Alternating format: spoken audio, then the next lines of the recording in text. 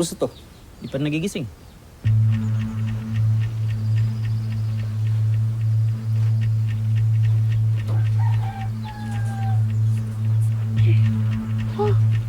Sino kayo? Nasaan ako? Anong gagawin niyo sa akin? Anong kailangan niyo? Dahil mong tanong. Mabuti pa, gumawa ka ng sulat at sabihin mo na nasa probinsya ka at hindi ka na babalik ng Solmera City. Oh, Sino nagpaduko sa akin? Sa Serena yan, ano? Siya may dahilan nito, ano?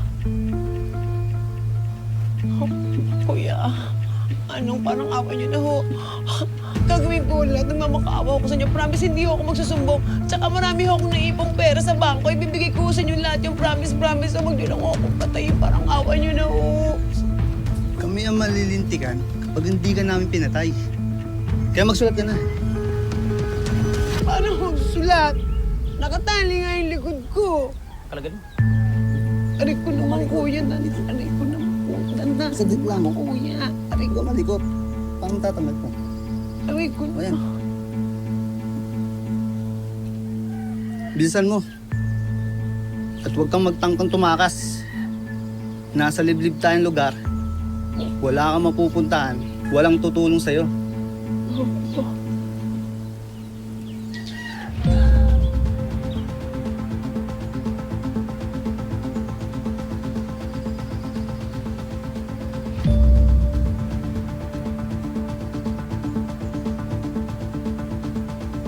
Ikaw muna dito, Francis. Banyo lang ako.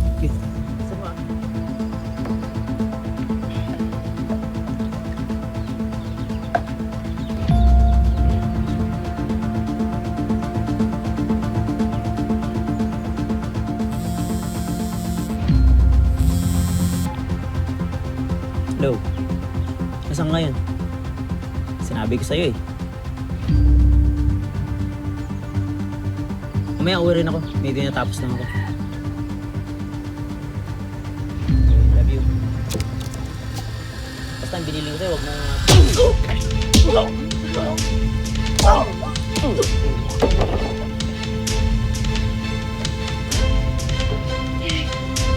Bilisan mo. Bilisan mo. Bilisan mo. Bilisan mo. Oo,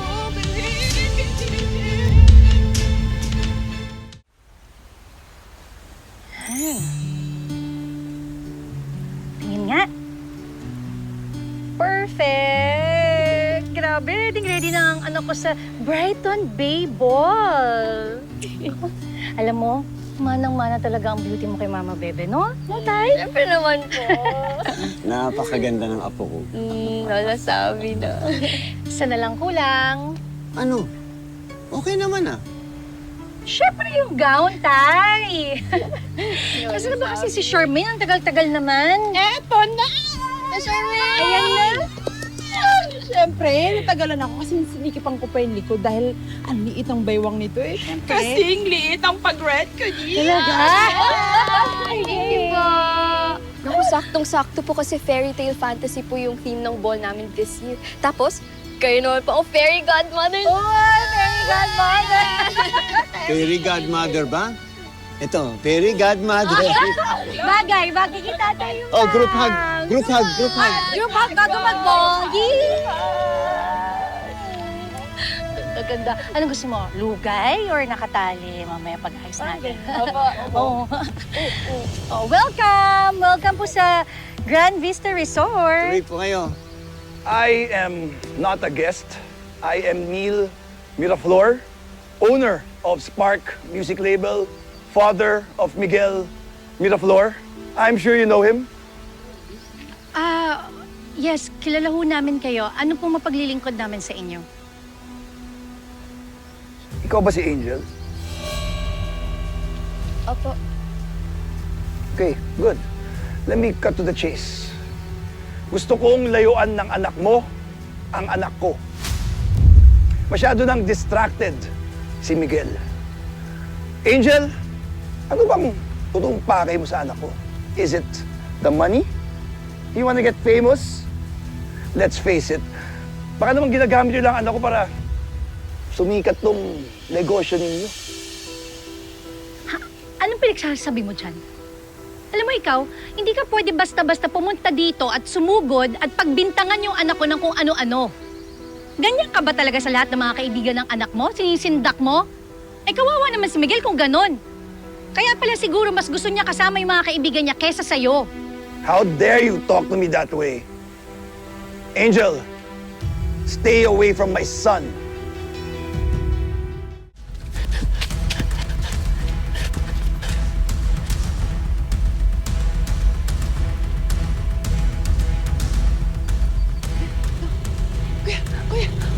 Kuya!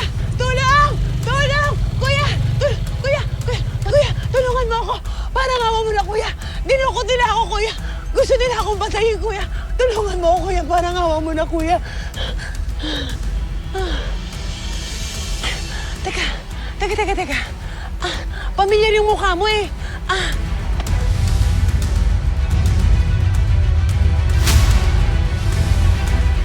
Alfred Balastas? Sino ka?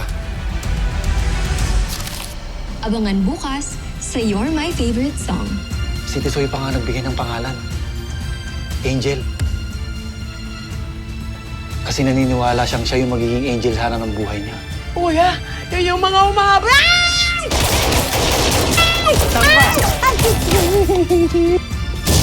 Tulong! Tay! Anak! Tay! Tulungan mo ako dyan! Kaya mo, andyan na ako!